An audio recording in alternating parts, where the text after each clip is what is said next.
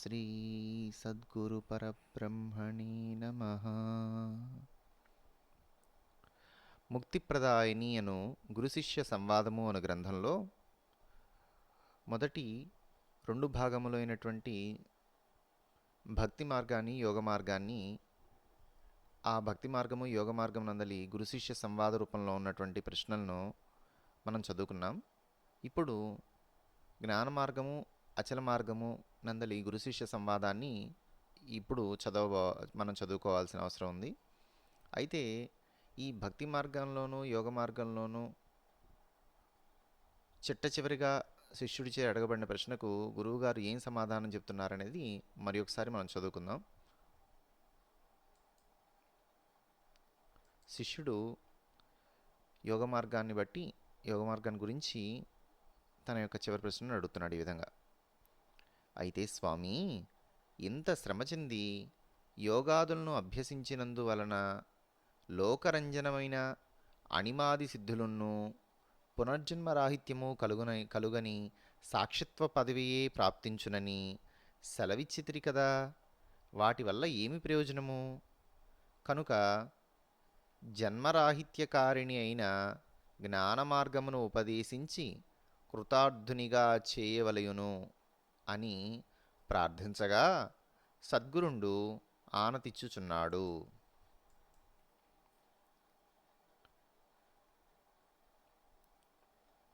బిడ్డా, జ్ఞానము లభించుటకు గాను ఆత్మానాత్మ విచారణ చేయవలయును. ఇప్పుడు మనం జ్ఞాన మార్గంలోకి ప్రవేశిస్తున్నాం. ముక్తిప్రదాయిని అను గురు శిష్య సంవాదంలో మూడవ భాగమైనటువంటి జ్ఞాన మార్గం. శిష్యుడు ప్రశ్నిస్తున్నాడు. ప్రశ్న: స్వామి, ఆత్మానాత్మ విచారణ చేయవలయునని ఆజ్ఞ ఇచ్చితిరి కదా. దానిని బోధించి నన్ను కృతార్థునిగా చేయకోరెదను. ఉత్తరము: బిడ్డా, ఆత్మానాత్మ విచారణ చేయుటకు సాధనా చతుష్టయ సంపత్తి కలవాడే అధికారి. ప్రశ్న: సాధనా చతుష్టయ సంపత్తి అనగా ఎటువంటిది? సమాధానం: నిత్యానిత్య వస్తు వివేకము, ఇహమూత్రార్థ ఫలభోగ విరాగము, శమాది షట్క సంపత్తియు, ముక్షుత్వము అని 4 విధములు. ప్రశ్న: నిత్యానిత్య వస్తు వివేకమనగా ఎటువంటిది? బ్రహ్మము సత్యమనియును నామరూపాత్మకమైన ఈ ప్రపంచము అసత్యమనియును సద్గురువుల వలన తెలుసుకొనడమే నిత్యానిత్య వస్తు వివేకము. ప్రశ్న: ఇహముత్రార్థ ఫలభోగ విరాగము అనగా ఎటువంటిది? సమాధానం: ఈ ప్రపంచమునందు వనితాది భోగములతో కూడుకొని గృహ కుటుంబ ధనధాన్య వస్తువుల యందును స్వర్గలోకమందలి అనిత్యములైన రంభా సంభోగాదులు ఎందును కోరికలు లేక వమనమైన అన్నమునందును మూత్ర పురీషాదుల ఎందును ఎటుల అయిష్టము కలుగునో ఇష్టము కలుగదో అటువలనే కోరికలు లేక యుండుట. అనిత్యములైన రంభా సంభోగాదుల ఎందును కోరికలు లేక వమనమైన అన్నమునందును మూత్ర పురీషాదుల ఎందును ఎటుల ఇష్టము కలుగదో అటుల వలనే కోరికలు లేక యుండుట. ఇది ఇహమూత్రార్థ ఫలభోగ విరాగం. ప్రశ్న: శమాది షట్క సంపత్తి అనగా ఎటువంటిది? శమమనియు, దమమనియు, ఉపరతి అనియు, తితీక్ష అనియు, సమాధానమనియు, శ్రద్ధయనియు 6 విధములుగా గలది. శమమనగా ఎటువంటిది? మనస్సు వేదాంత శ్రవణ వ్యతిరిక్తమైన విషయాదులయందు పోవుచుండినను అట్టి మనస్సును వాటి నుండి మళ్లించి వేదాంత శ్రవణాదులయందు నిలుపడమే శమమని చెప్పబడును. శమమనగా మనస్సు వేదాంత శ్రవణ వ్యతిరిక్తమైన విషయాదుల యందు పోవుచుండినను అట్టి మనస్సును వాటి నుండి మళ్ళించి వేదాంత శ్రవణాదుల యందు నిలుపడమే శమమని చెప్పబడును. దమమనగా ఎటువంటిది? జ్ఞానేంద్రియములు, కర్మేంద్రియములు వేదాంత శ్రవణ వ్యతిరిక్తమైన విషయాదులకు పోవుచుండిన వాటిని మళ్ళించి శ్రవణాదులయందు నిలుపడమే దమమని చెప్పబడును. ఉపరతి అనగా ఎటువంటిది? సకల పాపకర్మములను మాని సకల పుణ్యకర్మములను కర్తృత్వ అభిమాన ఫలకాంక్షిగాక ఈశ్వరార్పణ చేయటమే ఉపరతి అనంబడును. సకల పాపకర్మములను మాని సకల పుణ్యకర్మములను కర్తృత్వాభిమాన ఫలకాంక్షిగాక ఈశ్వరార్పణ చేయటమే ఉపరతి అనంబడును. తితీక్ష అనగా ఎటువంటిది? ప్రారబ్ధము చేత ఏ కాలమునకు ఏమి సంభవించునో అది అనుభవింపక తీరదని నిశ్చయించుకొని సమస్తము పోయినప్పుడు వ్యసనమున్ను సకలమున్ను వచ్చినప్పుడు సంతోషమున్ను లేక సమబుద్ధితో ఉండుటయే తితీక్ష ఎనంబడును. తితీక్ష అనగా ప్రారబ్ధము చేత ఏ కాలమునకు ఏమి సంభవించునో అది అనుభవింపక తీరదని నిశ్చయించుకుని సమస్తము పోయినప్పుడు వ్యసనమున్ను సకలము వచ్చినప్పుడు సంతోషమున్ను లేక సమబుద్ధితో నుండుటయే తితీక్ష అనంబడును. సమాధానమనగా ఎటువంటిది? పెద్దల వద్ద చేరి వేదాంత శ్రవణము చేయు కాలమున మనస్సునున్ను ఇంద్రియములనున్ను పూర్వవాసనలచే వేదాంత వ్యతిరిక్తములైన విషయాదులకు పోవుచుండిన వాటిని త్రిప్పి వేదాంత విషయమందు నిలుపుటయే సమాధానము. ఏమని చెప్తున్నారు? సమాధానము అనగా ఎటువంటిది? పెద్దల వద్ద చేరి వేదాంత శ్రవణము చేయు కాలంబున మనస్సునున్ను ఇంద్రియములున్ను పూర్వవాసనలచే వేదాంత శ్రవణ వ్యతిరిక్తములైన విషయాదులకు పోవుచుండిన వాటిని త్రిప్పి వేదాంత శ్రవణమునందు నిలుపుటయే సమాధానము. శ్రద్ధ అనగా ఎటువంటిది? వేదాంత వాక్యముల యందును ఆచార్య స్వాముల వారి యందును ఈశ్వరుని యందును అధికమైన విశ్వాసముతో కూడియుండుటయే శ్రద్ధనంబడును.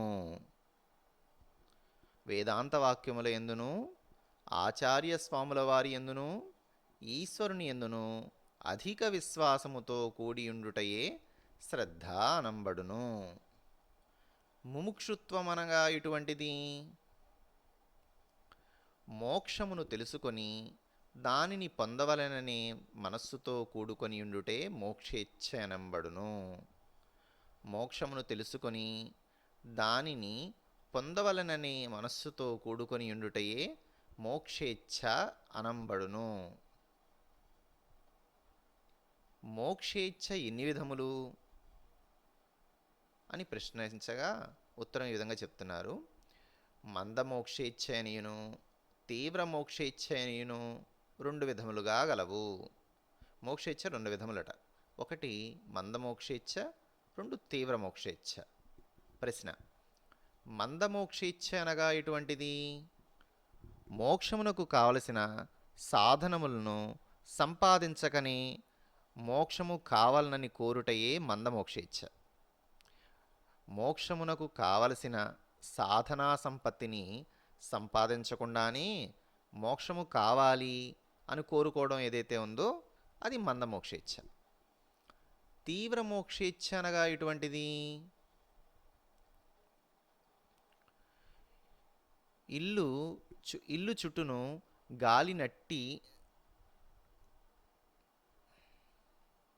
ఇల్లు చుట్టూను కాలు నట్టి సమయంలో ఇంట్లో ఉండేవాడు వెళ్ళిపోవాలనని ప్రయత్నం చేసినట్టును. ఇల్లు చుట్టూను కాలు నట్టి సమయంలో ఇల్లు చుట్టూను కాలు నట్టి సమయంలో ఇంట్లో ఉండేవాడు వెళ్ళిపోవాలని ప్రయత్నం చేసినట్టును. అడవిలో త్రోవ తప్పిన వాడు మార్గమును కనుగొనవలయునని ప్రయత్నం చేసినట్టును, పెద్ద పులి తరిమినప్పుడు దాని చేత కరవబడకుండా తప్పించుకొనవలయునని ప్రయత్నము చేసినట్టును, మార్గములో కృష్ణ సర్పము కరువ వచ్చిన దానిని తప్పించుకొనవలయునని ప్రయత్నం చేసినట్లును, దొంగలు తరుముక వచ్చిన ఎడల ధనము వాండ్లకు చిక్కకుండునటులా ప్రయత్నం చేసినట్టును, తీవ్ర మోక్షేచ్ఛ గలవాడు అతి తీవ్ర మనస్సుతో మోక్ష సాధనలను త్వరలో సంపాదించును. లోకమందు పైన చెప్పబడ్డ ఉపద్రవములన్నీయు ఒకటొకటిగా లోకులకు సంప్రాప్తించునే గాని తీవ్ర మోక్షేచ్ఛ గలవానికి మాత్రము ఇట్టి ఉపద్రవములన్నీయు ఏకకాలమునందే సంభవించును.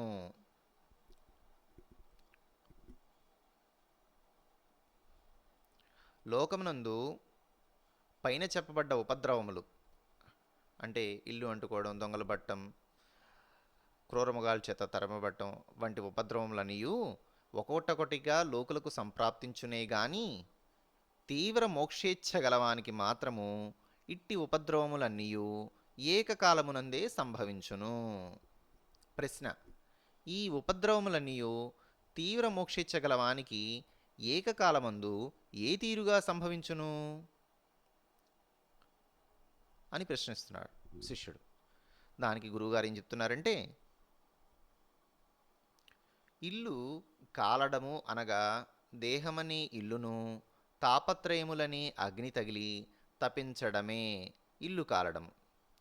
ఇల్లు కాలడం అంటే ఏంటి? దేహమనే ఇల్లును తాపత్రయములని అగ్ని తగిలి తపించడమే ఇల్లు కాలడం. అడవిలో త్రోవ తప్పడమనగా ఆత్మస్వరూపము తానని తెలియక దేహేంద్రియాలు నేను అనుకోవడమే దారి తప్పడం. పెద్ద పులి తరుముకు రావడం అనగా దుర్విషయములను సంకల్పించే మనస్సే పులి కరవ రావడం. దుర్విషయములను సంకల్పించే మనస్సే పులి కరవరావడం. కృష్ణ సర్పము కరవరావడం అనగా విషయములందు అత్యాశతో కూడి ఉండుటయే సర్పము కరవరావడము. దొంగలు తరుముకు రావడం అనగా అరిషడ్వర్గం అనే చోరులు, కామక్రోధ లోభ మోహ మదమాశ్చర్యాలనే అరిషడ్వర్గము అనే చోరులు తన వివేకమనే ధనమును అపహరింపవలయునని ఉండుటే దొంగలు తరుముకు రావడం. ఇట్లు ఉపద్రవములన్నీయు ఏకకాలమందు సంభవింపగా ఈ ఉపద్రవములను పోగొట్టెడు సద్గురుడు ఎచట ఉన్నాడో, ఇందుకు ఏమేమి సాధనలు కావలయునో అని చింతించెడు వాని మనోవ్యాపారమునకు తీవ్ర మోక్షేచ్ఛ అని పేరు. ఈ 4 సాధనములు కలవాడే ఆత్మానాత్మ విచారణ చేయుటకు అర్హుడవుతాడు. అధికారి గాని అన్యుడు కాడు. ప్రశ్న: అయితే ఆత్మానాత్మ విచారణ చేయుటకు సాధనాచతుష్టయములలో నిత్యానిత్య వస్తు వివేకం మాత్రమే చాలునా, లేక 4 సాధనములు కావలయునా?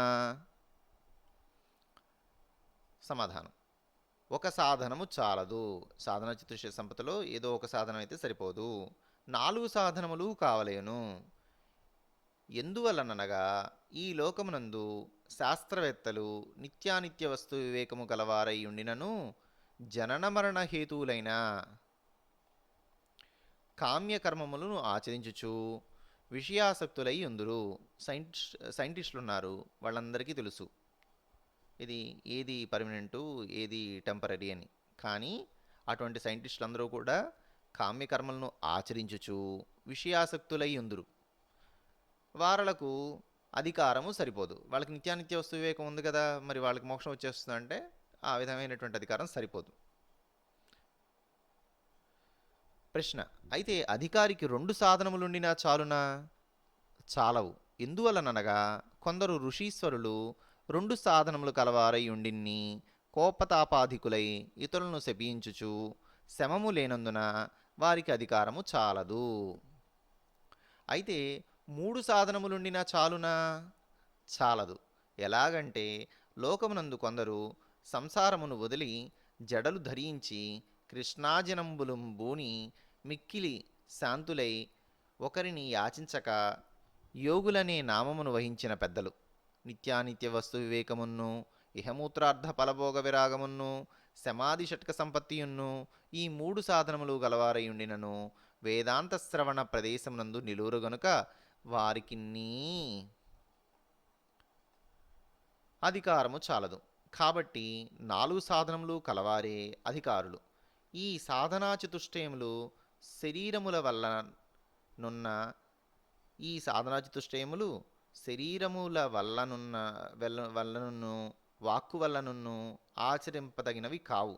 అవి మనోవ్యాపారములు గనుక విషయాసక్తి లేని వారికి సులభముగా సిద్ధించును. ఇంకా క్లియర్గా ఏం చెప్తున్నారంటే 4 సాధనములు కలవారే అధికారులు. ఆత్మానాత్మ విచారణ చేయడానికి ఎవరు అధికారులు అంటే ఈ సాధన చతుష్టయ సంపత్తి 4 సాధనాలు కలిగినటువంటి వారే అధికారులు. ఈ సాధనా చతుష్టయములు శరీరముల వల్లనున్ను వాక్కు వల్లనున్ను ఆచరింపతగినవి కావు. ఈ సాధన చతుష్టయ సంపత్తిని ఏదో మనం శరీరం చేతనో మాటల చేతనో సంపాదించుకోగలుగుతామంటే కుదరదట. అవి మనోవ్యాపారములు కనుక విషయాసక్తి లేని వారికి సులభముగా సిద్ధించును. శ్రవణమునకు ముందు సాధనాచతుష్టయము లేని వారికి ఏమి గతి కలుగును? ఒకవేళ శ్రవణం చేస్తున్నాడు, వాడికి సాధన చతుష్టయ సంపత్తి లేదు, ఎటువంటి సంపత్తి లేకుండా శ్రవణం చేస్తే వాడికి పరిస్థితి ఏంటి అని అడుగుతున్నారు. శ్రవణము ఆ కాలమందైనను గురువు వల్ల సాధనా చతుష్టయ సంపత్తితో కూడా పొందవలయను. అట్లా పొందని వారికి అధికారము చాలదు. అట్లీస్ట్ శ్రవణం చేసే టైంలో అయినా వాడికి సాధన చతుష్టయ సంపత్తి గురువు సహాయం వల్ల ఉంటే పర్వాలేదు, అలా లేనిచో వాడికి అధికారం సరిపోదు అని చెప్తున్నారు. తాపత్రయములనగా ఎటువంటివి అని ప్రశ్నిస్తే ఆధ్యాత్మికమనిన్ని, ఆది భౌతికమనిన్ని, ఆది దైవికమనిన్ని, అధిదైవికమనిన్ని 3 విధములుగా కలవు. ఆధ్యాత్మికమనిన్ని, అధిభౌతికమనిన్ని, అధిదైవికమనిన్ని 3 విధములుగా తాపత్రయములు కలవు. ఆధ్యాత్మిక తాపం అనగా ఇటువంటిది ఆత్మను అధిష్ఠించుకొనవచ్చే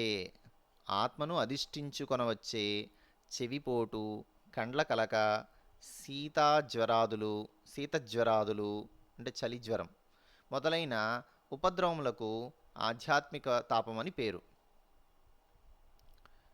ఆది భౌతికమనగా ఎటువంటిది ఇతర భూతముల అనగా దొంగల వల్లను, క్రూర జంతువుల వల్లను, పులి మొదలైన వాని వల్లను, పాముల వల్లను, తేళ్ల వల్లను వచ్చడు ఉపద్రవములకు అధిభౌతిక తాపమని పేరు.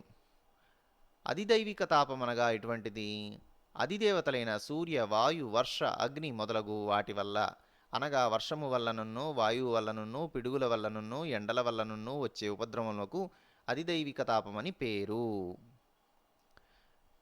అరిషడ్వర్గములుగా ఎటువంటివి కామ, క్రోధ, లోభ, మోహ, మద, మత్సరములని 6 విధములు కలవు. వీటిని అరిషడ్వర్గములు అంటారు. కామం అనగా ఎటువంటిది గృహము, గ్రామము, క్షేత్రము, ధనము, ధాన్యములు ఇవన్నీ మిక్కిలిగా సంపాదించవలనని అనే మనోవ్యాపారానికి కామని పేరు. గృహ, గ్రామ, క్షేత్ర, ధన, ధాన్యములు మికిలిగా సంపాదించవలననే మనోవ్యాపారమునకు కామము అని పేరు. క్రోధమనగా ఇటిది స్వార్జిత ధనాపహరణము ఎవరి చేత చేయబడునో వాని యందు ఆగ్రహము కలిగడి మనోవ్యాపారమునకు క్రోధమని పేరు. స్వార్జిత ధనం వాడు కష్టపడి సంపాదించినటువంటి ధనం గనక అపహరణకు గురైతే ఎవరి చేత ఆ విధంగా చేయబడిందో వాని యందు ఆగ్రహం కలిగడి మనోవ్యాపారమునకు క్రోధము అని పేరు. లోభమనగా ఇటిది తాను సంపాదించిన ధనములో ఒక కాసైనను ఇతరులకు ఇవ్వను అనెడు మనోవ్యాపారమునకు లోభము అని పేరు. మోహము అనగా ఎటువంటిది స్వార్జిత వస్తు వాహనాదులను మిక్కిలి ప్రేమ చేత పొరపాటు లేకుండా కాపాడునట్టి మనోవ్యాపారమునకు మోహము అని చెప్పబడును.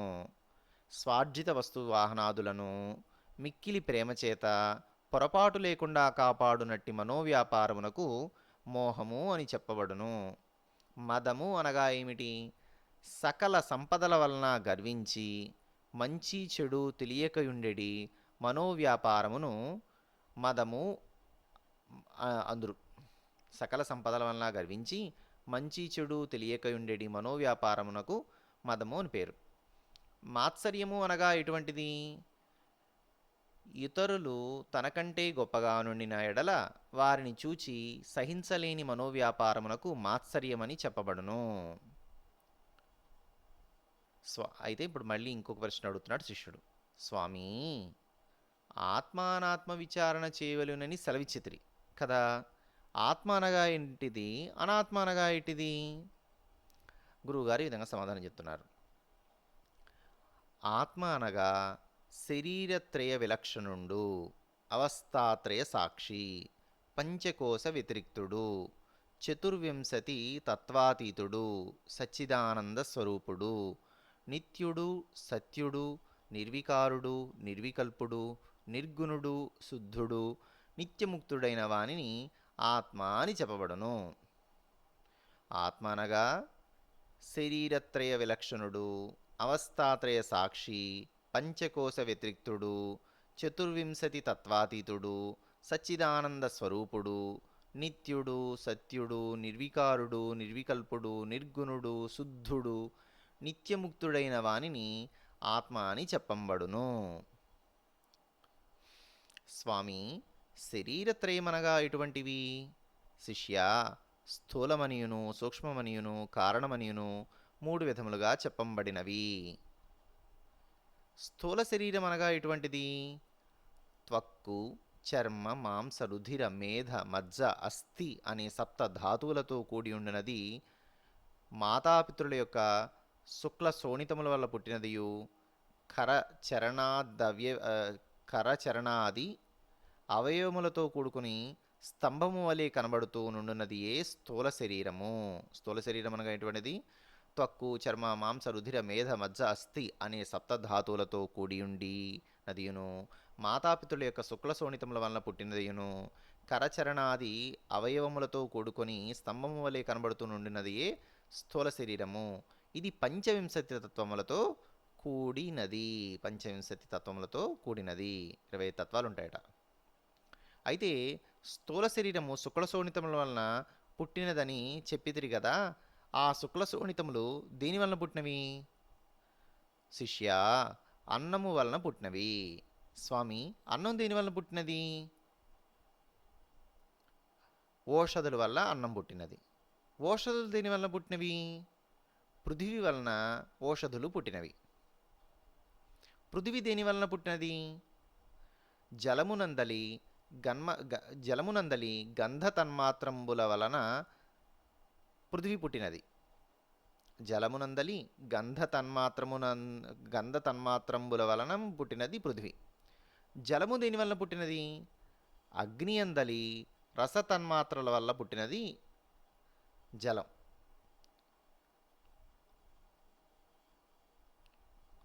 అగ్ని దేని నుండి పుట్టినది? వాయువునందలి అగ్ని తన్మాత్ర వలన అగ్ని పుట్టింది. వాయువు దేని నుండి పుట్టినది? ఆకాశం నందలి స్పర్శ తన్మాత్రము వలన పుట్టినది. ఆకాశం ఎట్లా పుట్టినది? శబ్దము వలన పుట్టినది. శబ్దము ఎట్లా పుట్టినది? ఓంకారము వలన పుట్టినది.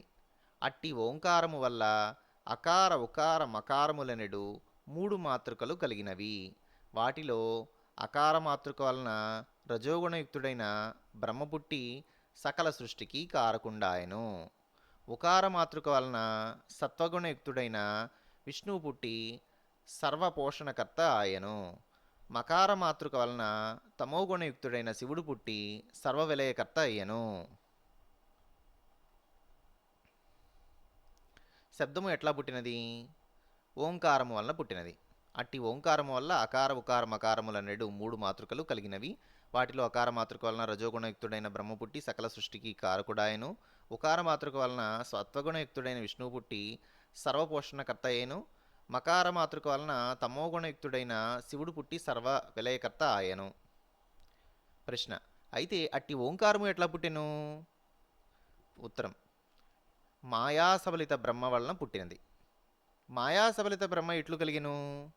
సత్వగుణ ప్రధానమైన మాయందు నిజాంశమైన ఈశ్వరుడు ప్రతిఫలించినందున మాయాసబలిత బ్రహ్మమయ్యను. మాయాసబలిత బ్రహ్మము ఎట్లు కలిగిను? సత్వగుణ ప్రధానమైన మాయందు నిజాంశమైన ఈశ్వరుడు ప్రతిఫలించినందువలన మాయాసబలిత బ్రహ్మమయ్యను. ప్రశ్న: సత్వగుణ ప్రధానమైన మాయ ఎట్లు పుట్టినది? అహంకారంబు వలన త్రిగుణాత్మకంబై కలిగెను. అహంకారం ఎట్లు పుట్టినది? మహత్తత్వం వలన పుట్టినది. మహత్తత్వం ఎట్లు పుట్టినది? మూలా ప్రకృతి వలన పుట్టినది. మూలా ప్రకృతి ఎట్లు పుట్టినది? అనాది నిర్వికల్ప పరబ్రహ్మమునందు లీనమై ఉన్నది. అనాది నిర్వికల్ప పరబ్రహ్మమునందు లీనమై ఉన్నది. ఎలాగంటే దీపము క్రింది నీడవలే ఉన్నది కనుక ఈ విధముగా పంచభూతాత్మకమై పంచవింశతి తత్వములతో కూడుకొని ఉన్నదే స్థూల శరీరము. స్థూల శరీరము పంచవింశతి తత్వములతో కూడిదని చెప్పితిరి కదా. పంచవింశతి తత్వములనగా ఎటువంటివి? సమాధానం: శ్రోత్ర త్వక్ చక్షు జిహ్వా ఘ్రాణములనే జ్ఞానేంద్రియములైదును, వాక్ పాద పాయు ఉపస్థలనెడు కర్మేంద్రియములు ఐదును, వాక్ పాణి పాద పాయు ఉపస్థలనెడు కర్మేంద్రియములైదును, జ్ఞాన మనోబుద్ధి చిత్తహంకారంబులనేడు అంతరేంద్రియములైదును, శబ్దస్పర్శ రూపరసగంధంబులనేడు విషయేంద్రియంబులైదును, ప్రాణము అపానము వ్యానము ఉదానము సమానములనెడు ప్రాణేంద్రియములు ఐదును కూడి పంచవింశతి తత్వంబులయ్యెను. సూక్ష్మదేహం అనగా ఎటువంటిది? జ్ఞానేంద్రియంబులైదును, కర్మేంద్రియములైదును, ప్రాణములైదును, మనస్సు చిత్తము కూడి ఒకటిని, బుద్ధి అహంకారము కూడి ఒకటిని, మనోబుద్ధులనే రెంటితో కూడి 17 తత్వములతో కూడిన దై సూక్ష్మ శరీరము. దీనికి లింగ శరీరం అని పేరు. సూక్ష్మదేహం అనగా ఇటువంటిది. జ్ఞానేంద్రియములైదును, కర్మేంద్రియములైదును, ప్రాణములైదును, మనస్సు చిత్తముతో కూడి ఒకటిని, బుద్ధి అహంకారముతో కూడి ఒకటిని, మనోబుద్ధులనే రెంటితో కూడి 17 తత్వములతో కూడినదే సూక్ష్మ శరీరము. దీనికి లింగ శరీరము అని పేరు. కారణ శరీరం అనగా ఎటువంటిది? మలిన సత్వరజస్తమో గుణాత్మకమైన అవిద్యయే కారణ శరీరము. మలిన సత్వరజస్తమో గుణాత్మకమైన విద్యే కారణ శరీరము. సంకల్ప వికల్పమైన హితము నిర్మలమై జ్ఞానంతో కూడినదే కారణదేహము. సంకల్ప వికల్పాత్మకమైన హితము నిర్మలమై జ్ఞానంతో కూడినదే కారణదేహము. అవస్థాత్రయం అనగా ఎటువంటివి? జాగ్రత్త అవస్థ అనియు, స్వప్నావస్థ అనియు, సుషుప్తి అవస్థ అనియు 3 విధములుగా గలవి. జాగ్రత్త అవస్థ అనగా ఎటువంటిది? ఇంద్రియముల చేత వెలుపల ఉండే వస్తువులను గుర్తెరుగుటమే జాగ్రత్త అవస్థ. దీనికి అభిమాని విశ్వడు. స్వప్నావస్థ అనగా ఎటువంటిది? జాగ్రత్త అవస్థ యందు అనుభవించిన పదార్థములను, అనుభవించని పదార్థములను మనస్సు విషయాకారముగా పరిణమించి ఎంత పర్యంతము గుర్తు కెరుగుచున్నదో అంత పర్యంతము స్వప్నావస్థ అనబడును. దీనికి అభిమాని తైజసుడు. సుషుప్తి అవస్థ అనగా ఎటువంటిది? ఇంద్రియములను మనస్సును బుద్ధిలో లీనమై ఉండగా బుద్ధి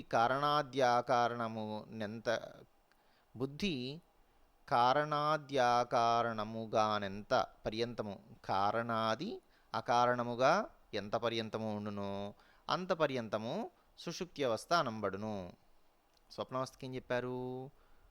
జాగ్రత్త అవస్థ యందు అనుభవించిన పదార్థములను, అనుభవించని పదార్థములను మనస్సు విషయాకారముగా పరిణమించి ఎంత పర్యంతము గుర్తెరుగుచున్నదో అంత పర్యంతము స్వప్నావస్థ అనబడును. దీనికి అభిమాని తైజసుడు. సుషుప్తి అవస్థ అంటే ఏం చెప్తున్నారు? ఇంద్రియములను మనస్సును బుద్ధిలో లీనమై ఉండగా బుద్ధి కారణాది అకారణముగానెంత పర్యంతము ఉండును అంత పర్యంతము సుషుప్తి అవస్థ అనంబడును. దీనికి అభిమాని ప్రాజ్ఞుడు.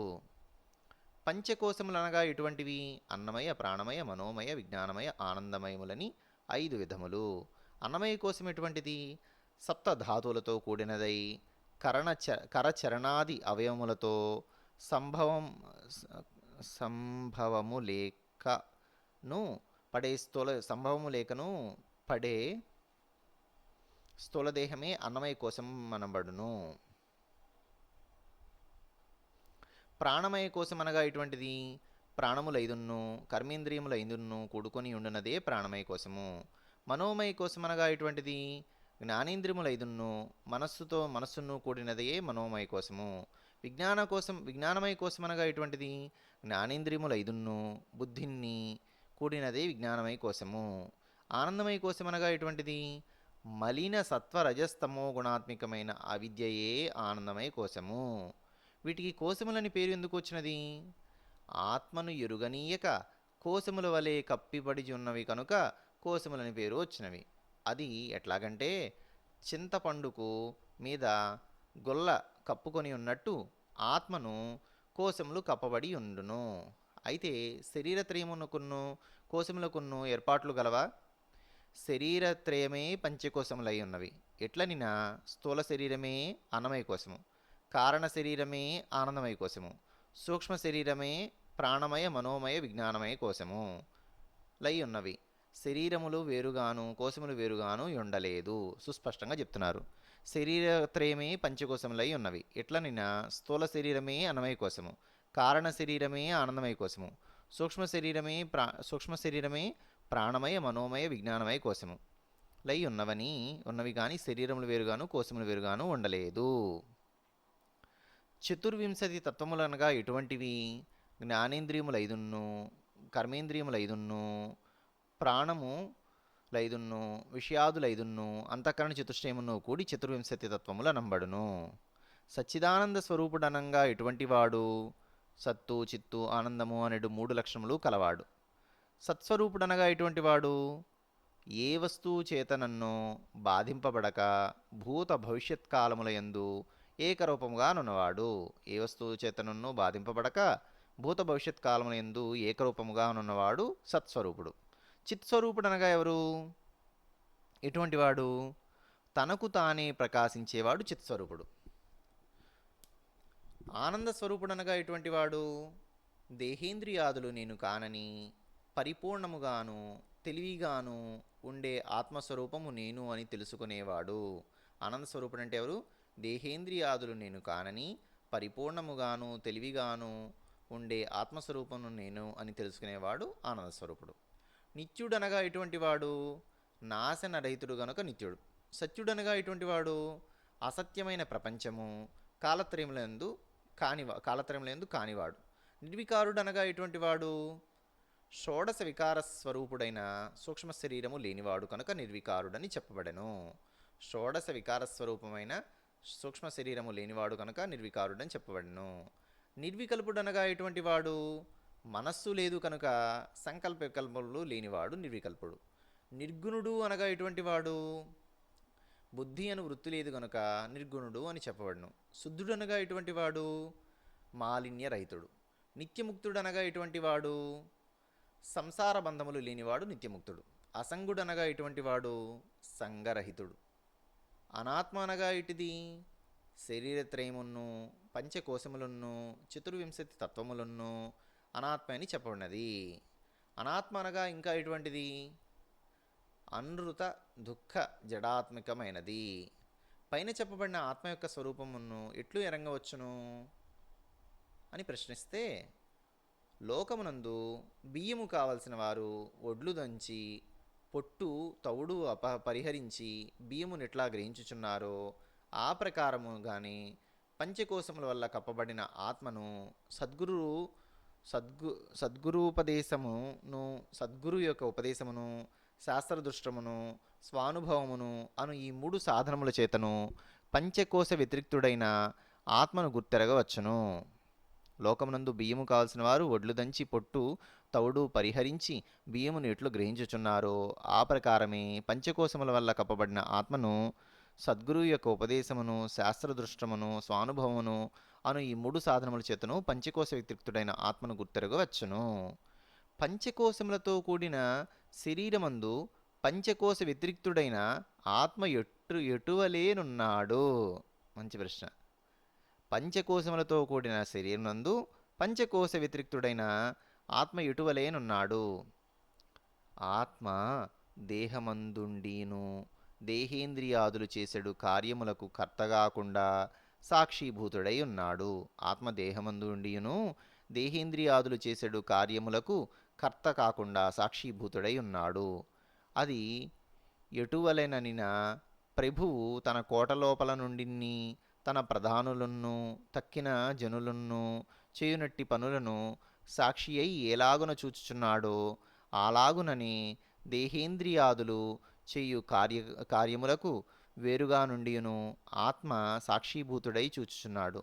అయితే దేహేంద్రియాదులు చేయు కార్యములను చూచి ఈ కార్యములు ఆత్మ చేయుచున్నాడని కొందరు అజ్ఞానులు భ్రమించుచున్నారు, కానీ అది సత్యము కాదు.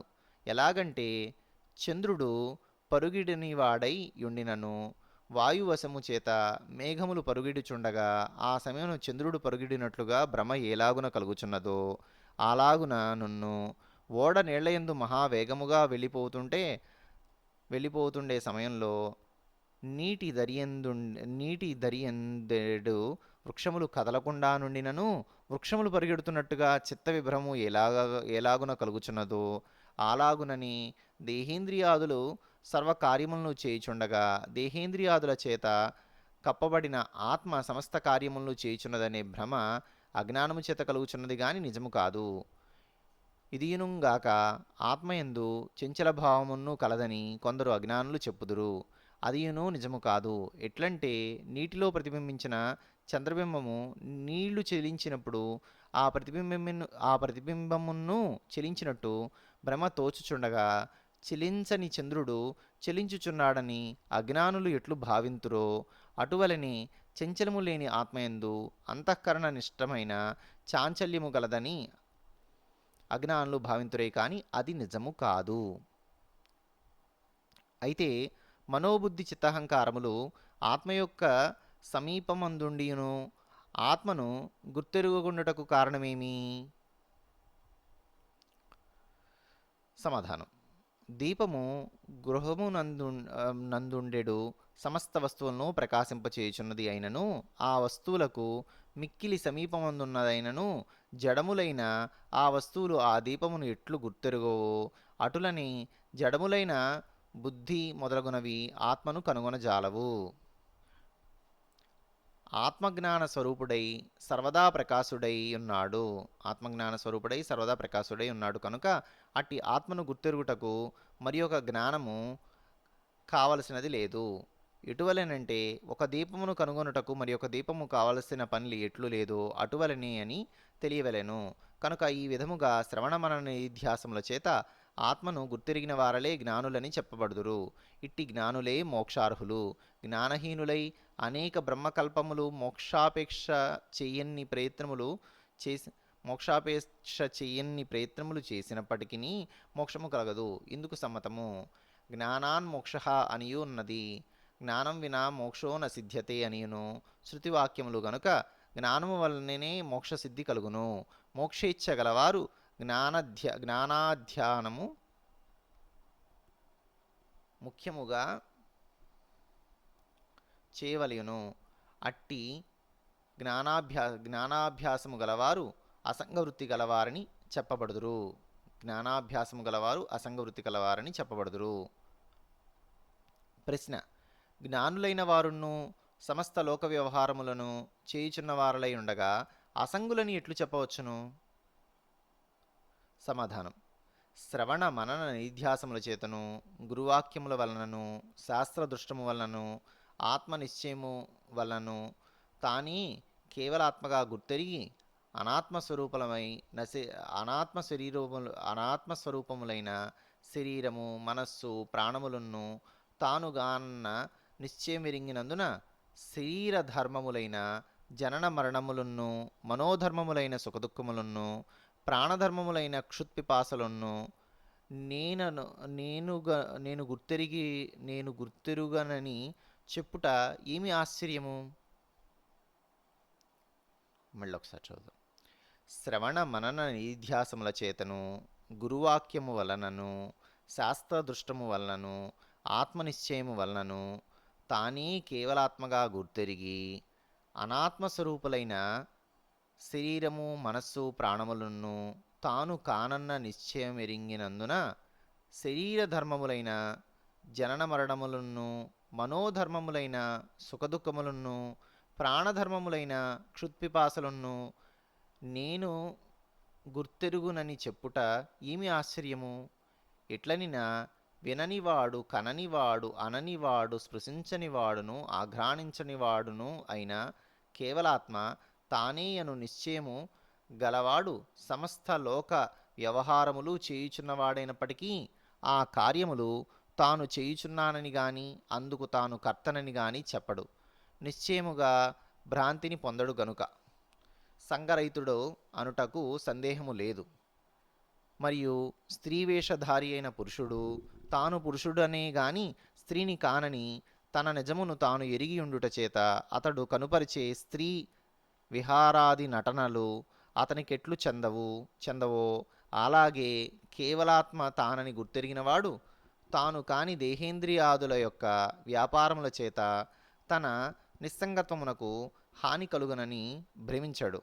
ఉపమానమునందు స్త్రీ వేషము ధరించక పూర్వమును ధరించి నటించుచున్నప్పుడును ఆ వేషము విడిచినప్పుడును ఈ త్రికాలముల యందును వాని పురుషత్వమునకు ఎట్లు భంగము కలుగలేదో అలాగే వేత్త తన ఇంద్రియ మనంబులు చెల్లించక పూర్వమును చెల్లించినప్పుడును నిలిచినప్పుడును నిశ్చలుడై నిస్సంగుడై అయ్యే ఉన్నాడు. ఇటుల లోక వ్యవహారములు ఆచరించిన వారై ఉండియు మోక్షమును పొందిన వారలు ఎవరైనా కలరా? ఇటుల లోక వ్యవహారములు ఆచరించిన వారేండు మోక్షమును పొందిన వారు ఎవరైనా ఉన్నారా? అట్టి వారలు అనేకులు గలరు.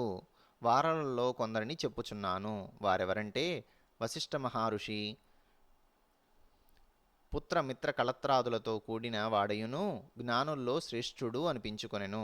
జనక మహారాజు రాజ్యభారమును వహించి దుష్ట నిగ్రహ శిష్ట పరిపాలన చేసిన వాడయును జ్ఞానులలో అగ్రేసరుడు అనిపించుకొనెను. తులాధారుడు వాణిజ్య వృత్తిచే జీవించువాడయును జ్ఞానుల్లో ఉత్తముడు అనిపించుకొనెను. ధర్మవ్యాధుడు కటిక వృత్తిచే జీవించిన వాడయ్యను జ్ఞానుల్లో ప్రసిద్ధిగాంచెను. కనుక జ్ఞానులు ప్రారబ్ధవశము చేత ఎటువంటి వ్యవహారములు ఆచరించినను వారల జీవన్ముక్తులనుటకు సంశయము లేదు. ప్రారబ్ధము జ్ఞానులు కూడా అనుభవించవలసిందిగా చెప్పితిరి కదా, అగామి సంచిత్తములు ఏమయ్యను? జ్ఞానోదయము కాగానే అజ్ఞానము నశించును. అజ్ఞానము నశించగానే అజ్ఞాన సంబంధములకు సంచితములన్నీయూ నశించును. అగామి కర్మలు ఎటుల నశించునంటే జ్ఞాని అయిన తరువాత అతను చేయు పుణ్యపాపములు అకర్త అయిన అతనిని చెందవు. అతనిని భూషించిన వారలకు పుణ్యములను అతనిని దూషించిన వారలకు పాపములను చెందుచున్నవి. ఇందుకు సమ్మతము. ప్రారబ్ధం భోగతో నశ్యేత్ తత్వజ్ఞానేన సంచితం అగామి ద్వివిధం కర్మ తద్వేషీ ప్రియవాదినాం అని ఉన్నది కనుక అట్టి జ్ఞానులు విదేహ కైవల్యమును పొందుదురు. వారలకే జన్మరాహిత్యము. ఇందుకు సమ్మతము. అగ్నిదగ్ధం యదా బీజం శాఖా పల్లవవర్జితం జ్ఞానదగ్ధం తదా యోగి పునర్జన్మన విద్యతే అని ఉన్నది కనుక జ్ఞానులైన వారలకు జ్ఞానోదయము కాగానే అగామి సంచితములు నశించును గాని ప్రారబ్ధము మాత్రము అనుభవించక తీరదు కనుక జ్ఞానులైనప్పటికీ ప్రారబ్ధవశము చేత ఎటువంటి వ్యవహారములు చేసినను వారలకు ఏ దోషమును అంటదు. అయితే అట్లు జ్ఞానులు సమస్త కర్మలు ఆచరించుచుండగా కర్మానుభవము వారినెట్లా పొందదు? అది ఎటువలనంటే తామర నీళ్లయందు పుట్టినదైనను ఎల్లప్పుడూ నీళ్లయందే ఉన్నదైనను తామరాకు ఎందు ఎటుల నీరు అంటదో అటువలెనను జిహ్వయందు నెయ్యి మొదలగు పదార్థములు ఎటులనంటవో అటువలెనను చల్లలో వెన్న ఎటుల కలయదో అటువలే నన్ను కుమ్మరి పురుగు బురదయందు తిరిగినప్పటికిన్ని ఆ బురద ఎటుల నంటదో అటువలే నన్ను గచ్చకాయ యందు బూడిద ఎటుల నంటదో అటువలే నన్ను చింతగుల్లకు చింతపండు ఎట్ల అంటదో అటువలే నన్ను జ్ఞానులైన వారలు లోక వ్యవహార సంబంధములతో కూడిన వారలైనప్పటికీ వారలకు ఏ విధమైన దోషములను అంటవు. బ్రాహ్మణులే మోక్షాధికారులని చెప్పుదురు. నాకు తమ బోధ వలన జ్ఞానులకు తప్ప ఇతరులకు మోక్షము కలుగలేదని దృఢమైనది. బ్రాహ్మణ భావము ఎటువంటిదో ఆనతీయవలేను. సమాధానం ఈ రీతి చెప్తున్నారు. బ్రహ్మభావము గలవారే బ్రాహ్మణులు. వారలు ఎటువంటి వారలంటే లేని శరీరములు ఎన్నటికీ లేవనే దృఢము గలవారు, అతి శాంతులు, అనుకూలమనే కులముగా కలిగినవారు, ఉపదేశమనే దేశము కలిగినవారు, నిదానమనే దానము కలిగినవారు, సమ్మతమనే మతము కలిగినవారు, సర్వమిత్రత్వం అనే గోత్రము కలిగినవారు, అంటి అంటకయుండుటే ఇంటి పేరుగా కలిగినవారు, విదేహమనే దేహముగా కలిగినవారు, శాంతమనే నడత కలిగినవారు, అకర్తృత్వమే క్రియగా కలిగినవారు, క్షరాక్షర రహితత్వమే పేరుగా గలవారు, అచలుడనే గురువు గలవారు. బ్రాహ్మణత్వము దేనిని అవలంబించుకొని వచ్చినదో మనము విచారించవలసిందిగా ఉన్నది. 1. జీవుని అవలంబించుకొని వచ్చినదని చెప్పుదామంటే జీవుడు సమస్త శరీరంలో ఎందున్నూ ఏకరూపంగా ఉన్నాడు గనుక సర్వజీవులకు బ్రాహ్మణులనే పేరు రావలేను కదా. అటుల రాలేదు కాబట్టి బ్రాహ్మణత్వము జీవుని అవలంబించుకొని వచ్చినదని చెప్పుటకూడదు. 2.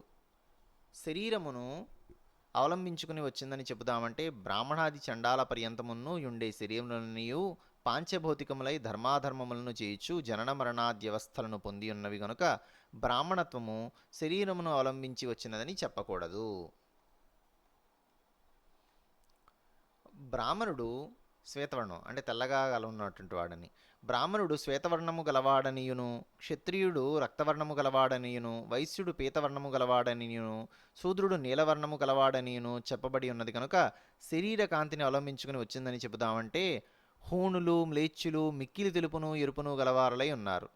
ఇంకా ఇతరులైన సర్వజనులను ఇట్టి కాంతి గలవారలై ఉన్నారు గనుక ఇట్టి కాంతి గలవారందరికీ బ్రాహ్మణత్వము రావాలను కదా. అటుల రాలేదు. శుక్ల శోణితముల వల్ల వచ్చినదై ఉన్నది కనుక బ్రాహ్మణత్వము దేహకాంతిని అవలంబించి వచ్చిందని చెప్పకూడదు. ఇంతేకాకుండా శరీరమునకు బ్రాహ్మణత్వం వచ్చినట్లయితే మరణానంతరమునందు అట్టి శరీరమును కుమారుని చేత అగ్ని సంస్కారం చేయబడినచున్నది. అందువలన కుమారునకు బ్రహ్మత్వ దోషము రావలను. ఆ దోషము రాలేదు కనుక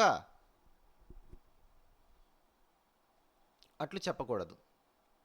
శిఖా యజ్ఞోపవీతములను అవలంబించుకొని వచ్చిందని చెప్పుదామంటే శిఖా యజ్ఞోపవీతములు అన్ని కులస్థులకును గలవు గనుక వారలకును బ్రాహ్మణత్వము రావలను. అటు రాలేదు కాబట్టి శిఖా యజ్ఞోపవీతములను అవలంబించి వచ్చిందని చెప్పకూడదు.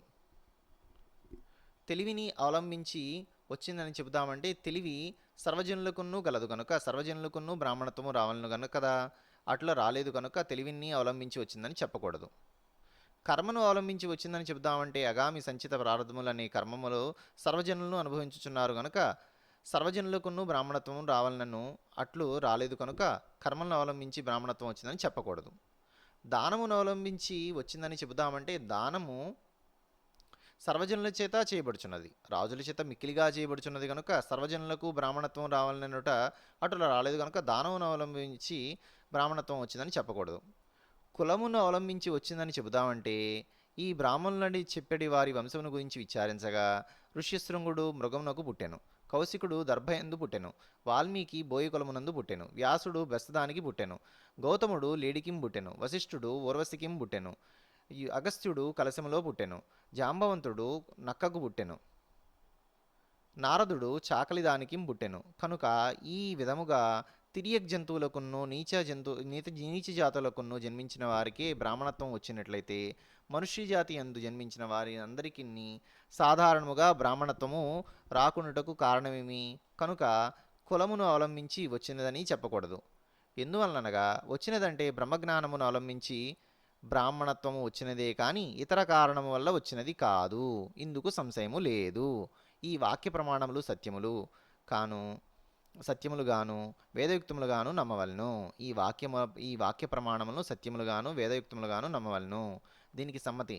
జన్మనా జాయతే శూద్రః కర్మణా జాయతే ద్విజః వేద పాఠాంతు విప్రాణాం బ్రహ్మజ్ఞానంతు బ్రాహ్మణః అని ఉన్నది. అయితే బ్రహ్మముఖమునందు బ్రాహ్మణులను, బాహులయందు క్షత్రియులను, ఊరులందు వైశ్యులను, పాదములందు శూద్రులను పుట్టినట్లు చెబుదురు. ఆ భావం ఎటువంటిదో ఆనతీయవలెను. ఈ నామములు సాధారణముగా వృత్తులను అవలంబించి వచ్చినవి కానీ పుట్టుక వలన రాలేదు. ఎలాగంటే బ్రహ్మజ్ఞానంతో బ్రాహ్మణ అను రీతిన బ్రహ్మ విచారణ చేసిన వారు బ్రాహ్మణులగుదురు. బ్రహ్మ విచారణ చేయవలని ఏ గ్రంథమునందు ఉన్నదయ్యా అంటే వేదములందు ఉన్నది. అట్టి వేదములను చదువుటకు అట్టి వారిని కొందరిని పూర్వీకులుగా నియమించి వారికే ఏర్పరిచిన వృత్తి ఏమనగా స్నాన సంధ్యావందన జప తప హోమాది విధులు చేయవలసిందిగానున్ను, వేదశాస్త్రములు చదివి వాటి అర్థములు చక్కగా తెలుసుకుని ఇతరులకు ధర్మాధర్మములను, పాపపుణ్యములను, మోక్ష నరకములను మొదలుగా గల నీతి మార్గములన్నీ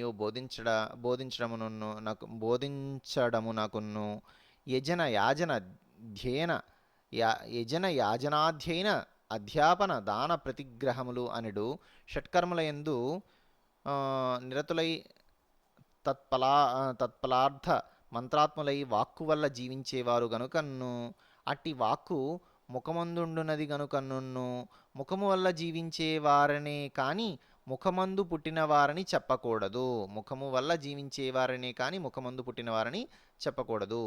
పూర్వీకులైన ఇటువంటి వారు తమకు ఏ కొరతలు లేకుండా జీవనములను జరుపుకొనుచు తమకు సంభవించే అపాయములను పోగొట్టుకొనుచు చేయవలసిన కార్యములను చక్కగా చేయని వారలను శిక్షింపుచున్నారు. అట్టి కాలములో లోభులక్తి విషయములై లోపము లేనందువల్ల ముక్తి మార్గ విషయం లోభులక్తి విషయమై లోపము లేనందువల్ల ముక్తి మార్గ విషయమై బ్రహ్మ విచారణయే చేయుచుండిరి.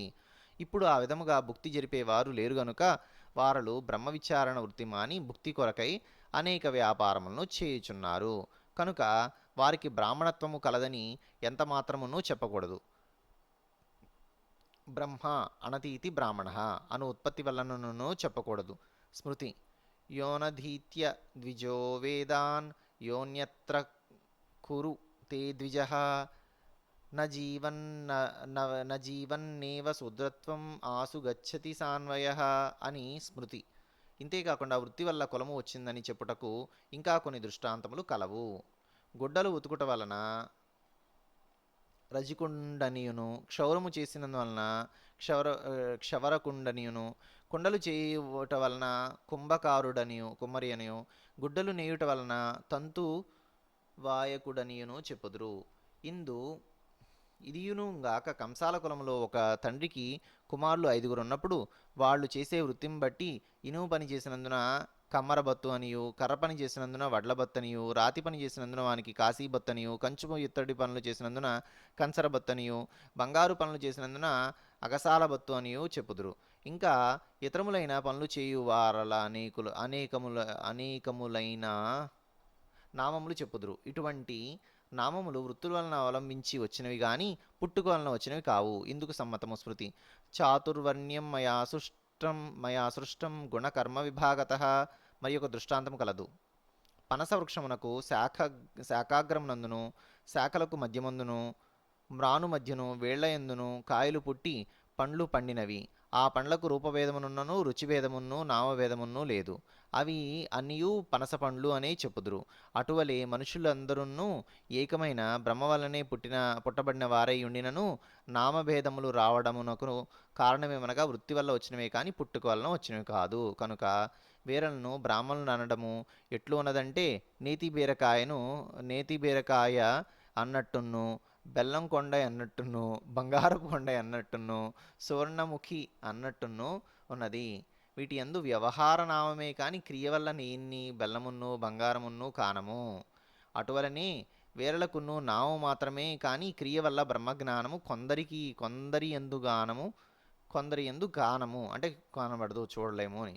ఇంతేగాక కొన్ని గ్రామముల యందు వాడుకగా ఈ గ్రామంలో బ్రాహ్మణ ఇండ్లు ఎన్ని ఉన్నవని విచారించితే 2 ఇండ్లు ఉన్నవని చెప్పుదురు. తరువాత వీధికి వెళ్ళినప్పుడు ఇవి బ్రాహ్మణ ఇండ్ల వలె ఉన్నవి, ఇవి ఎవరిండ్లు అని అడిగితే ఇవి కరణముల ఇండ్లు అని చెప్పుదురు. కనుక ఈ నామము వీరలకు ఎందుకు వచ్చినదంటే కరణీక వృత్తి వల్ల వచ్చినదని స్పష్టముగా తెలియబడుచున్నది. కనుక వృత్తి వల్ల వచ్చిన నామములే కానీ పుట్టుక వల్ల వచ్చినవి కావు. క్షత్రియుల సంగతి ఆలోచించగా వారు బాహుల ఎందు పుట్టినవారు కారు, బాహుల వల్ల జీవించేవారు గనుక ఆ పేరు వచ్చినది. అస్త్రశస్త్రాధారులై బాహుబల పరాక్రమముల చేత జీవించటి వారు గనుక నన్ను శతాత్రాయతే ఇది క్షత్రియ అను ఉత్పత్త్యానుసారము వారికి బాహుబలము చే జీవించుట కులధర్మము గా గనుక గనుక నన్ను వృత్తి వల్ల వచ్చినదని చెప్పుటకు ఎంత మాత్రము సంశయము లేదు. వయసుల సంగతి విచారించగా ఊరువుల ఎందు పుట్టినారనుంట అబద్ధము. ఎట్టులనగా ఊరువుల వలన జీవించే వారలై ఉన్నారు. ఎట్టులన్న ఊరువులు ఆధారము చేసుకుని కూర్చుండి వాణిజ్య వృత్తి జీవించు వారలై ఉన్నారు. అందువలననే విశంతీతి వైశ్యాహ అను అవయవార్థానుసారమైన వయసులనిన్ని వర్తకులనన్ని పేరు వచ్చినది. ఇందుకు దృష్టాంతము లోకమందు ఇతరులకు జనులు కూడా వర్తకము చేసినప్పుడు వారిని కూడా వర్తకులని పిలువబడుచున్నారు కనుక వృత్తి వల్ల అట్టి పేరు వచ్చినదనుటకు సంశయము ఎంత మాత్రమున్నూ లేదు. శూద్రుల విషయమై ఆలోచించగా పాదముల యందు పుట్టినారని చెప్పుట అబద్ధము. మరియును శూద్రులు వ్యవసాయం మొదలగు పనులు పాదాచార వృత్తి కావలను గనుక అట్టి పాదాచార వృత్తిచే జీవించినందువలన అట్టి పేరు వచ్చినది కానీ పుట్టుక వల్ల వచ్చినది కాదు. ఇందుకు దృష్టాంతము లోకములో ఇతర జనులకును వ్యవసాయం చేసినట్టయితే వారలకును శూద్రులని లేక ఇతర రైతులనిన్ని పిలుచుచున్నారు. దీనికి సమ్మతి. తస్మాత్ వాదా ఉపజీవత. టీకా. పూర్వోక్త కారణముల వల్ల మంచి శూద్రులు పాదము వలన నుండి జీవించవలసినది. వేదశాస్త్రములలో అజ్ఞానమే శూద్రత్వమని తేటగా వ్రాయబడినది. దీనికి అనుకూలముగానే పరమహంస స్వరూపులైన వేమన్న గారు మొదలగు కొందరు యోగ పురుషులు వ్రాసి ఉన్నారు. శూద్రత్వము అజ్ఞానమును బట్టియును అభిమానమును బట్టియును వచ్చినదని ఈ క్రింద వ్రాయబడిన వాటి వలన స్పష్టమవుచున్నది. శైవమతోద్ధారకుండైన బసవేశ్వరుల వారును లింగ బలిజ కులస్థుడైన చెన్నయ్య గారి వద్ద కటాక్షమును పొంది తీర్థప్రసాదములు పుచ్చుకొనిరి. అద్వైత మతోద్ధారకుండైన శంకరాచార్యుల వారు దూదేకుల సిద్ధప్ప గారి వద్ద కటాక్షమును పొంది తీర్థప్రసాదములు పుచ్చుకొనిరి. రామానుజ మతోద్ధారకుండైన రామానుజుల వారు పంచములైన మారు నూరి నంబిగారికిన్ని తిరుప్పన్నాళ్వారుకిన్ని రెడ్డి కులస్థుడైన నమ్మాళ్వారుల వారికిన్ని భక్తుడై వారి కటాక్షమును పొంది తీర్థప్రసాదములు పుచ్చుకొనిరి. హిందూ మతోద్ధారకులకు ఈ ముగ్గురును అజ్ఞాన రహితులైన నిజమైన బ్రాహ్మణులు గనుకనే కులభేదములు జాతిభేదములు అజ్ఞానము వలన వచ్చినవని తెలుసుకొనిన వారలై జాతిభేద కులభేదములను ఎంచక అన్య కులస్థుల యొక్క తీర్థప్రసాదములను త్రికరణశుద్ధిగా గ్రహించిరి. ఇదియనుగాక బ్రాహ్మణ స్త్రీలు అజ్ఞానంతో కూడుకున్న వారు గనుక శూద్రులని చెప్పబడిరి. ఇదియునుగాక శ్రీకృష్ణమూర్తి పంచమ వేదమైన భారతమునందు దుర్యోధనునకు చెప్పిన వాక్యము విష్ణుభక్తి పరాయణుండైన మనుజుడు 4వ జాతి యందు జన్మించిన వాడైనను పరమ భాగవతోత్తముండైనను బ్రాహ్మణుండనంబరుగు అనియును సకల జాతుల యందును విష్ణుభక్తి లేనివాడు శుద్రుండనంబరుగుననియును తేటపరిచి ఉన్నారు. శ్రీ భాగవతమందు అమల జ్ఞానరహితుడును షట్కర్మ నిరతుండునగు బ్రాహ్మణుని కంటే అమల జ్ఞాన సహితుడైన స్వపచుడు మేలు. అంటే కుక్క మాంసం తినేవాడైనా సరే వాడు జ్ఞానవంతుడైతే వాడే మేలు అని మొరలిడుచున్నది. జన్మనా జాయతే శూద్రః అని స్మృతి. కనుకనే స్త్రీలను శూద్రులను వేదములను వినకూడదనియును చదవకూడదనియును భారతమందును యజుర్వేదమందును చెప్పబడినది. దీనికి సమ్మతి. స్మృతి. స్త్రీ శూద్ర బ్రహ్మ బిందూనాం త్రయీ నా శృతి గోచరా శృతి న స్త్రీ శూద్రౌ వేదమధీయతాం అని ఉన్నది కనుక బ్రహ్మజ్ఞానము గలవారే బ్రాహ్మణులని చెప్పుటకు ఏ సందేహమును లేదు. ఇది అనేక మార్లుకు సత్యం సత్యం. ఇట్టివారలే మోక్షార్హులు. వ్యవహారత్వైన బ్రాహ్మణులుగా నుండి వారు మోక్షార్హులు కారు. ఇది సత్యము సత్యము. ఇందుకు సమ్మతముగా మద్గురుమూర్తియు పరమంశయునగు పులహరి ఫిరోజీ గారి వల్ల రచింపబడిన ఈ క్రింది వాయబడిన ప్రశ్నోత్తర సంవాదముల వల్ల తేటబడును.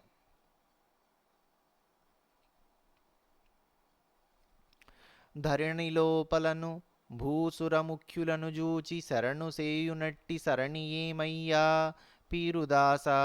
పీరుదాస సుగుణ వికాస పీరుదాస. పరమాత్మతత్వ తత్పరులైన ఏ జాతి నరులైన వారికి శరణార్థినన్న లక్ష్మణాఖ్య. లక్ష్మణాఖ్య దక్షిణ సఖ్య. లక్ష్మణాఖ్య ధరణు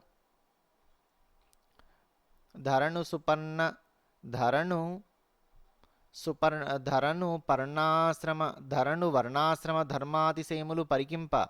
ధరణు అంటే భూమి మీద వర్ణాశ్రమ ధర్మాతిశయములు పరికింపవలసిన పద్ధతి కాదా పీరుదాస.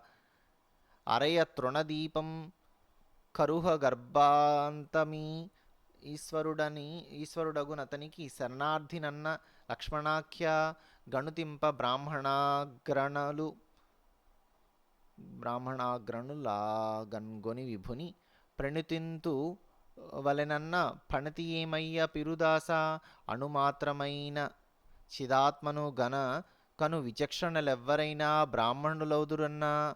అణుమాత్రమైన చిదాత్మను గను విచక్షణులు ఎవరైనా బ్రాహ్మణులౌదురన్నా. అణుమాత్రంగా ఉన్నటువంటి ఆత్మను ఎవరైతే కంటారో, ఎవరైతే తెలుసుకుంటారో వాళ్ళు బ్రాహ్మణులు అవుదురన్న లక్ష్మణాఖ్య. కరమొప్ప వేదాధికారులైన భూసురులే ముఖ్యులని స్మరింతురేమయ్యా పీరుదాస. అరయగ నిగమాగమాంతవేత్తలైన పరమసాధులు వంశ కరువులౌదురున్న లక్ష్మణాఖ్య. భువి చాతుర్వర్ణ్య మానవులందు అగ్ర సంభవులే యోగ్యులని పలుకుటేమయ్యా పిరుదాస. వివరింప కులమేమి స్తవనీయమయ్యే నెక్కువ గుణయుతుని మక్కువ సేతురన్న లక్ష్మణాఖ్య. పరికింప షట్కర్మ నిరతులై అహింసాపరులైన వారే భూసురులందు రేమయ్య పిరుదాస.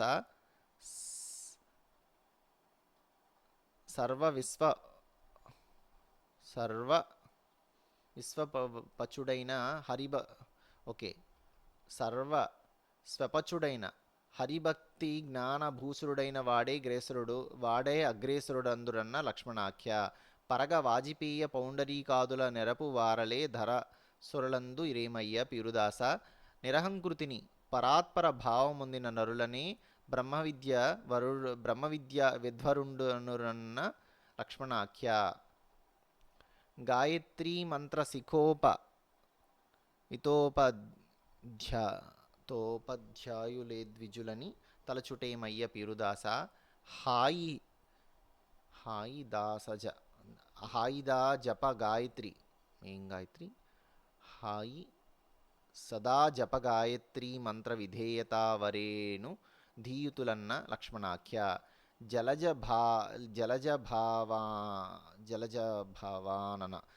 భవానన జలసంభూలని ఇలలో విఖ్యాతిగా పలుకుటేమయ్య పిరుదాస. పొలు పొందురే చోట పొడముచుండు న్యాయాస్థలమే యోని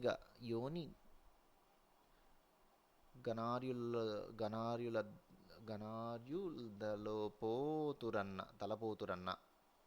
భాసుర భద్రాద్రివాసుడైన శ్రీనివాసుని గలపేటి వాసులెవరయ్య పీరుదాస. సగుణ వికాస పీరుదాస. వాసనారహితులై ధీసాక్షియగు సద్వికాసుల నెరిగిన వారే దాసులౌదురన్న లక్ష్మణాఖ్య. దాక్షిణ్య సఖ్య లక్ష్మణాఖ్య. బిడ్డ ఇంద్రియాదులను వాని స్థానములను వాని అధిదేవతలను వాని విషయములను ఇవి అన్నియును ఆత్మ కాదని చెప్పుచున్నాను కనుక శ్రద్ధాసక్తుండై వినుము. శ్రోత్రేంద్రియము చెవులనే గోళాకారము నందుండి లౌకిక వైదిక శబ్దాదులను వినున్నది. వీనికి అధిదేవతలు దిక్కులు. ఇది ఆకాశ గుణము గనుక ఆత్మ అని చెప్పకూడదు. త్వగీంద్రియము చర్మమందుండి శీత ఉష్ణములను గ్రహించుచుండును. వీనికి వాయు అధిదేవత. స్పర్శము వాయువు యొక్క గుణము కనుక ఆత్మ అని చెప్పకూడదు. చక్షురింద్రియము నల్లగుడ్డు మధ్య నుండి నానా రూపములను చూచుచుండును. దీనికి అధిదేవత సూర్యుడు. రూపము అగ్ని గుణము కనుక రూపము అగ్ని గుణము కనుక ఆత్మని చెప్పకూడదు. జిహ్వేంద్రియము కొన నాలుక యందుండి షడ్రసములను గ్రహించుచుండును. వీనికి అధిదేవత వరుణుడు. ఇది జలగుణము కనుక ఆత్మని చెప్పకూడదు. ఘ్రాణేంద్రియము నాసికమునందుండి సుగంధ దుర్గంధాదులను ఆఘ్రాణించుచుండును. వీనికి అధిదేవతలు అశ్విని దేవతలు. ఇది గంధ విషయము. ఇది పృథివీ గుణము గనుక ఆత్మని చెప్పకూడదు. వాగేంద్రియమున్నది వాక్కు యందుండి నానా లౌకిక వైదికాది వాక్యములను వచించుచుండును. దీనికి అధిదేవత అగ్ని. ఇది ఆకాశ గుణము గనుక ఆత్మని చెప్పకూడదు. పాణీంద్రియము చేతులందుండి ఇచ్చిపుచ్చుకునే వ్యవహారములను చేయుచుండును. వీనికి అధిదేవత ఇంద్రుడు. ఇది వాయుగుణము గనుక ఆత్మని చెప్పకూడదు. పాదేంద్రియము కాళయందుండి గమనాగమనములు చేయుచుండును. దీనికి అధిదేవత ఉపేంద్రుడు. ఇది అగ్నిగుణము గనుక ఆత్మని చెప్పకూడదు. ఉపస్థేంద్రియము లింగ యోనియందుండి శుక్లశోణిత మూత్ర విసర్జన ఆనందములను చేయుచుండును. వీనికి అధిదేవత బ్రహ్మ. ఇది జలగుణము గనుక ఆత్మని చెప్పకూడదు. పాయురింద్రియము గుదస్థానమునందుండి మల విసర్జనముల చేయుచుండును. దీనికి అధిదేవత మృత్యువు. ఇది పృథ్వీ గుణము గనుక ఆత్మని చెప్పకూడదు. ప్రాణవాయువు ఇంద్రనీల వర్ణము కలిగి హృదయమందుండి శ్వాస నిశ్వాసములను చేయును గనుక దీనికి అధిదేవత విసృష్టుడు. ఈ ప్రాణవాయువును ప్రధానమైన సముదాయ పంచభూతముల గుణములలో ఒకటి కనుక ఆత్మని చెప్పకూడదు. అపానము పీతవర్ణము కలిగి గుదస్థానమునందుండి మూత్రపురీష విసర్జనములు చేయుచుండును. వీనికి అధిదేవత విశ్వకర్త. ఈ అపానవాయువు ప్రధానమైన సముదాయ పంచభూత గుణములలో ఒకటి కనుక ఆత్మని చెప్పకూడదు. వ్యానవాయువు గోక్షీర వర్ణము కలిగి శరీరమునందుండు వ్యాపించి శీతోష్ణముల నెరిగి శరీరమును కాపాడుచుండును. వీనికి అధిదేవత విజయుండు. వ్యానవాయువు ప్రధానమైన సముదాయ పంచభూత గుణములలో ఒకటి కనుక ఆత్మని చెప్పకూడదు. ఉదానవాయువు మెరుపు తీగ వర్ణము కలిగి కంఠస్థానమునందుండి విచిత్రమైన లౌకిక వైదిక వాక్యములను పలికింపజేయుచు సుషుప్త్యవస్థయందు ఇంద్రియాదులన్నింటినీ తీసుకుని పోయి అవిద్యలో కలుపుచు జాగ్రత్తావస్థ ఎందు వాటి గోళాకారముల ఎందుండి వాటిని నిలుపుచు మరణ సమయమందు వీటన్నింటినీ కాంతరాళము వీటన్నింటినీ లోకాంతరాళమునకు తీసుకుపోవును. ఉదానవాయువు లోకాంతరాలకు తీసుకుపోతుంది అనమాట. వీనికి అధిదేవత విశ్వయోని. ఉదానవాయువు సముదాయ పంచభూత గుణములలో ఒకటి కనుక ఆత్మని చెప్పకూడదు. సమానవాయువు నీలవర్ణము కలిగి నాభిస్థానమందుండి భక్షించిన పదార్థముల సారములన్నింటినీ 72,000 నాళ్లకు పంచిపెట్టుచుండును. వీనికి అధిదేవత జేయుడు. సమాన వాయువు ప్రధానమైన సముదాయ పంచభూతముల గుణములలో ఒకటి కనుక ఆత్మని చెప్పకూడదు. నాగవాయువు పీతవర్ణము కలిగి గీత రాగాదులను చేయించు హృదయమందుండి వాంతి చేయుచుండును. వీనికి అధిదేవత విశ్వడు. ఇది ప్రాణవాయువునకు ఉపవాయువు గనుక ఆత్మని చెప్పకూడదు. కూర్మవాయువు శ్వేతవర్ణము కలిగి గుదస్థానమందుండి నోరును కన్నులను మోయించుచు తెరిపించుచు. వీనికి అధిదేవత విశ్వకర్త. ఇది అపానవాయువునకు ఉపవాయువు గనుక ఆత్మని చెప్పకూడదు. కురూకురవాయువు రక్తవర్ణము కలిగి నాసికాగ్రమునందుండి తుమ్మించుచుండును. వీనికి అధిదేవత జీయుండు. ఇది వ్యానవాయువునకు ఉపవాయువు గనుక ఆత్మని చెప్పకూడదు. దేవదత్త వాయువు లాఫింగ్ గ్యాస్ స్ఫటిక వర్ణము కలిగి గుహ్య నేత్రస్థానముల ఎందుండి ఆవులెంతలు వచ్చినట్లు చేయుచుండును. వీనికి అధిదేవత విశ్వయోని. ఇది ఉదాన వాయువునకు ఉపవాయువు గనుక ఆత్మని చెప్పకూడదు.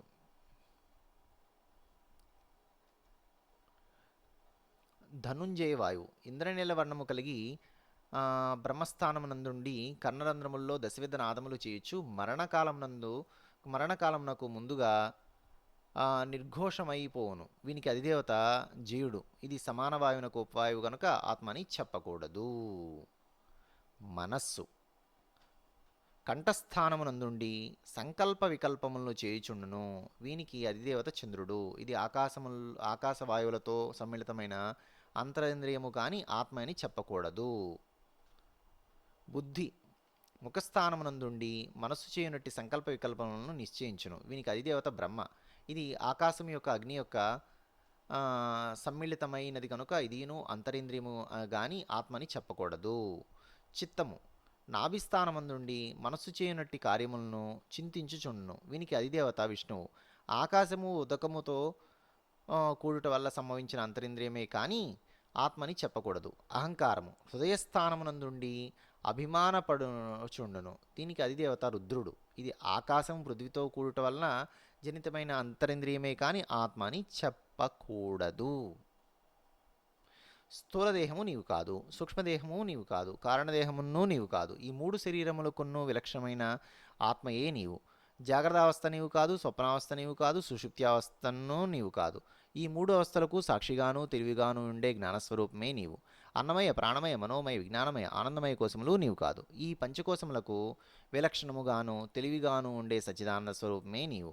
శ్రోత్రం, త్వక్కు, చక్షువు, జిహ్వ, గ్రాణము, వాక్కు, పాణి, పాదము, గుహ్యము, పాయువులనెడు ఇంద్రియములను, పృథ్వీ, జలము, అగ్ని, వాయువు, ఆకాశములను, శబ్దస్పర్శ రూప రసగంధములను, మనోబుద్ధి చిత్తహంకారములను నీవు కాదు. ఈ 24 తత్వములను నీవు కాదు. 25వ తత్వము జ్ఞాతవే నీవు. నీవే పరమాత్మవు. అట్టి పరతత్వమైన ఆత్ముడవే నీవు. ప్రాణాపాన వ్యానోదాన సమాన సమానములను నీవు కావు. వీటి వ్యాపారములను నీకు లేవు. వచన దాన గమన విసర్జన ఆనందములను నీవు కావు. త్వక్చర్మ మాంస రుధిర మజ్జాస్థితి మజ్జా అస్థి మేధ్యములను సత్వరజస్తమో గుణములను నీవు కావు.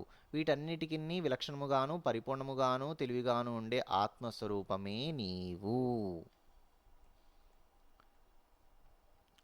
ఈ నామరూపాత్మకమైన విశ్వము బ్రహ్మమున కంటే వ్యతిరిక్తమైనది కాదు. ఎటువలనంటే మృత్తు